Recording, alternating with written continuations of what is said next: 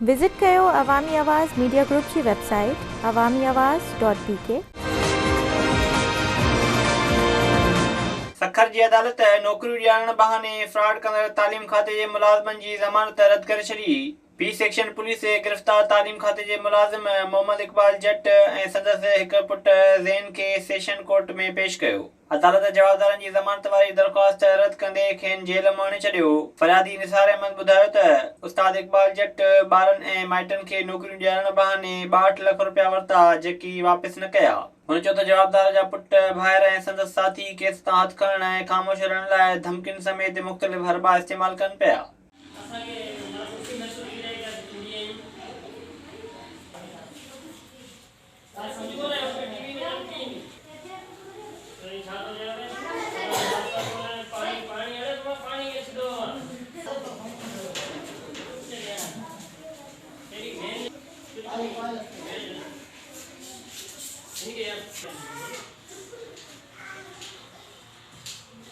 Visit कयो अवामी आवाज़ मीडिया ग्रुप जी वेबसाइट awamiawaz.pk।